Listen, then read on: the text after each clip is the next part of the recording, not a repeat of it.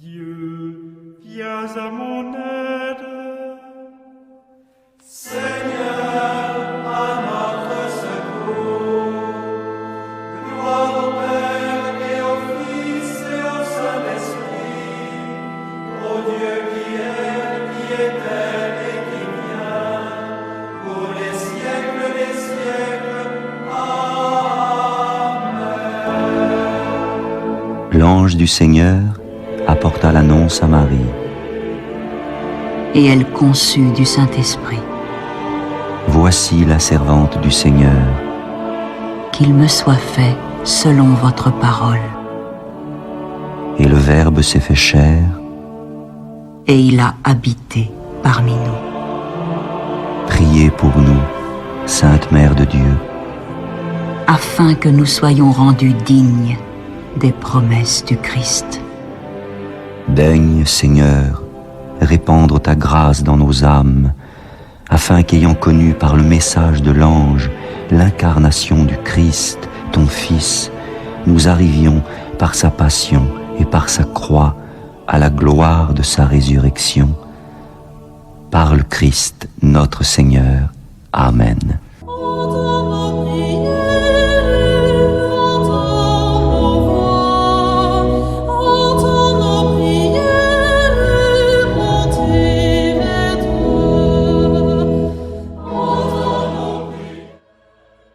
Seigneur, dans le silence de ce jour naissant, je viens te demander la paix, la sagesse, la force. Je veux regarder aujourd'hui le monde avec des yeux tout remplis d'amour, être patient, compréhensif, doux et sage, voir au-delà des apparences tes enfants, comme tu les vois toi-même, et ainsi ne voir que le bien en chacun. Ferme mes oreilles à toute calomnie. Garde ma langue de toute malveillance. Que seules les pensées qui bénissent demeurent en mon esprit. Que je sois si bienveillant et si joyeux que tous ceux qui m'approchent sentent ta présence.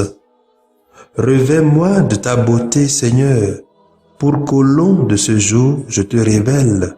Amen.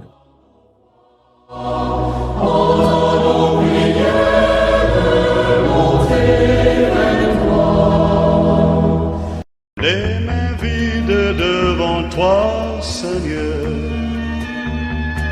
n'espérons que ton amour.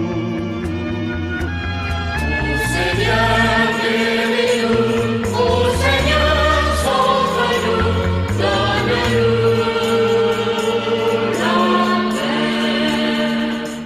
la paix. Écoutons les textes de ce lundi, lus par la sœur Marie-Reine Teko Agbo Ndia et commenté par le père Yves Chogli SM.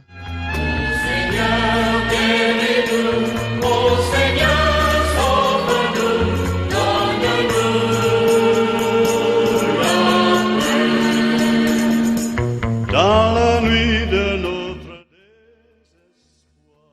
Lecture du livre de la Genèse, chapitre 1, versets 1 à 19. Au commencement, Dieu créa le ciel et la terre. La terre était informe et vide. Les ténèbres étaient au-dessus de l'abîme et le souffle de Dieu planait au-dessus des eaux. Dieu dit que la lumière soit, et la lumière fut. Dieu vit que la lumière était bonne, et Dieu sépara la lumière des ténèbres. Dieu appela la lumière jour, il appela les ténèbres nuit. Il y eut un soir, il y eut un matin, premier jour. Et Dieu dit qu'il y ait un firmament au milieu des eaux, et qu'il sépare les eaux. Dieu fit le firmament et sépara les eaux qui sont au-dessous du firmament et les eaux qui sont au-dessus. Et ce fut ainsi. Dieu appela le firmament ciel. Et il y eut un soir, il y eut un matin, Deuxième jour. Et Dieu dit, les eaux qui sont au-dessous du ciel, qu'elles se rassemblent en un seul lieu et que paraisse la terre ferme. Et ce fut ainsi. Dieu appela la terre ferme terre, et il appela la masse des eaux mer. Et Dieu vit que cela était bon. Dieu dit, que la terre produise l'herbe, la plante qui porte sa semence, et que sur la terre, l'arbre à fruit donne, selon son espèce, le fruit qui porte sa semence. Et ce fut ainsi. La terre produisit l'herbe, la plante qui porte sa semence selon son espèce, et l'arbre qui donne selon son espèce, le fruit qui porte sa semence. Et Dieu vit que cela était bon. Il y eut un soir, il y eut un matin, troisième jour. Et Dieu dit, qu'il y ait des luminaires au firmament du ciel, pour séparer le jour de la nuit, qu'ils servent de signe pour marquer des fêtes, les jours et les années, et qu'ils soient au firmament du ciel des luminaires pour éclairer la terre. Et ce fut ainsi. Dieu fit les deux grands luminaires, le plus grand pour commander au jour, le plus petit pour commander à la nuit. Il fit aussi les étoiles. Dieu les plaça au firmament du ciel pour éclairer la terre, pour commander au jour et à la nuit, pour séparer la lumière des ténèbres. Et Dieu vit que cela était bon. Il y eut un soir, il y eut un matin, quatrième jour. Parole du Seigneur. Nous rendons grâce à Dieu.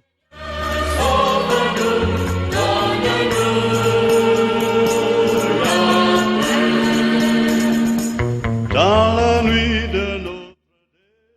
Psaume 103. Que Dieu se réjouisse en ses œuvres. Bénis le Seigneur, ô mon âme. Seigneur mon Dieu, tu es si grand. Revêtu de magnificence, tu as pour manteau la lumière. Que Dieu se réjouisse en ses œuvres. Tu as donné son assise à la terre, qu'elle reste inébranlable au cours des temps. Tu l'as vêtue de l'abîme des mers, les eaux couvraient même les montagnes. Que Dieu se réjouisse en ses œuvres. Dans les ravins, tu fais jaillir des sources, et l'eau chemine au creux des montagnes. Les oiseaux séjournent près d'elle, dans les feuillages, on entend leur cri. Que Dieu se réjouisse en ses œuvres. Quelle profusion dans les œuvres, Seigneur. Tout cela, ta sagesse l'a fait. La terre s'emplit de tes biens. Bénis le Seigneur, ô mon âme. Que Dieu se réjouisse en ses œuvres.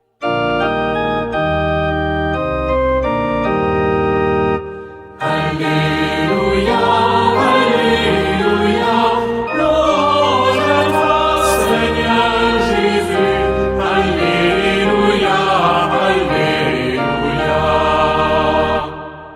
Jésus proclamait l'évangile du royaume et guérissait toute infirmité dans le peuple.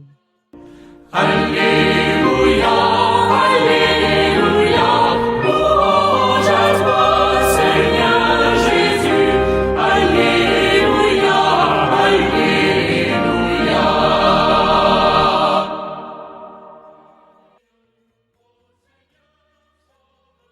Le Seigneur soit avec vous. Évangile de Jésus-Christ selon saint Marc, chapitre 6, versets 53 à 56. En ce temps-là, après la traversée, abordant à Génézareth, Jésus et ses disciples accostèrent. Ils sortirent de la barque et aussitôt les gens reconnurent Jésus Ils parcoururent toute la région et se mirent à apporter les malades sur des brancards là où l'on apprenait que Jésus se trouvait. Et dans tous les endroits où ils se rendaient, dans les villages, les villes ou les campagnes, on déposait les infirmes sur les places. Ils le supplièrent de leur laisser toucher, ne serait-ce que la frange de son manteau. Et tous ceux qui la touchèrent étaient sauvés. Acclamons la parole de Dieu.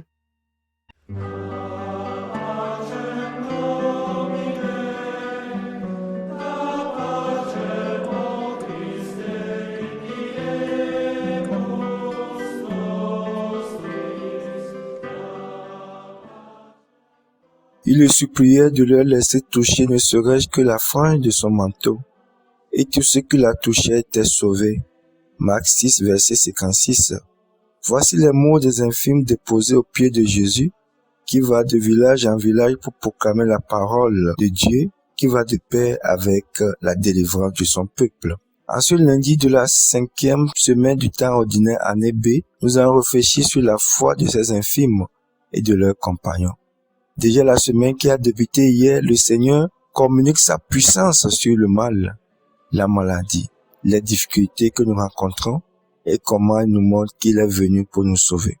Dans l'évangile du jour, tiré de l'évangile selon saint Marc, au chapitre 6, versets 53 à 56, Marc nous dit que le Seigneur se laisse approcher par tous et toutes. Et ce qui frappe de prime abord, c'est l'extrême simplicité des rapports entre le Messie et son peuple. Simplicité de la part de Jésus lui-même. Il ne se dérobe pas. Il ne fuit pas l'enthousiasme de la foule. Il ne met pas de limite à son pouvoir de guérison. Il laisse émaner de sa personne ce pouvoir de salut des corps et des âmes qui en est lui, vrai homme, un pouvoir vraiment divin. Il n'exige pas de tous ces pauvres de Galilée une démarche religieuse très élaborée, mais au contraire il accepte de bonne grâce, même les témoignages un peu naïfs de la confiance des hommes. Les gens le reconnaissent maintenant après la multiplication des pains, et partout où il arrive, on rassemble à hâte tous les malades, quels qu'ils soient. Et Jésus laisse faire tous ces pauvres qui espèrent. Il veut le toucher, saisir son vêtement, et Jésus s'y prête avec bonne grâce. Car sous cette forme très simple, la foi des Galiléens rejoint une réalité très profonde.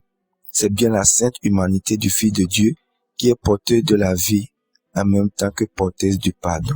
Ah oui, c'est un peuple de foi, de confiance totale en la personne de Jésus-Christ.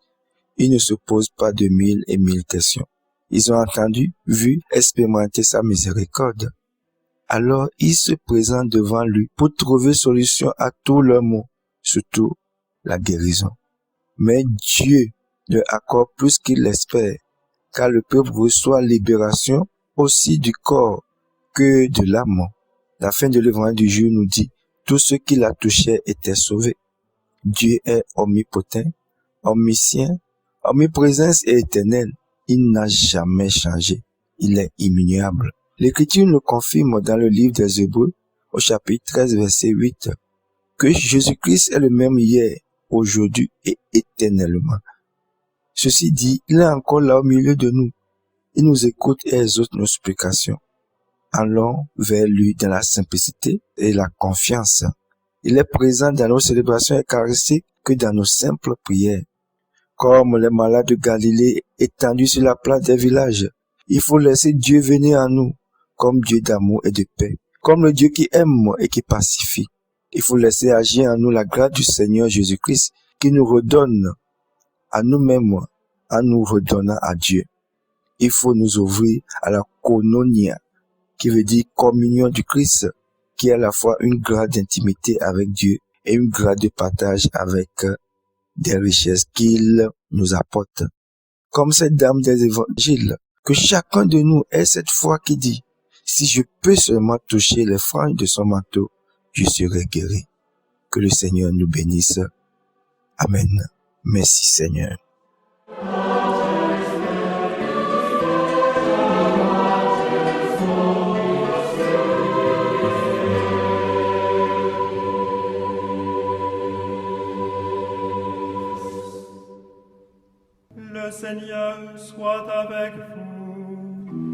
et avec votre esprit. Que Dieu Tout-Puissant vous bénisse, le Père, le Fils et le Saint-Esprit.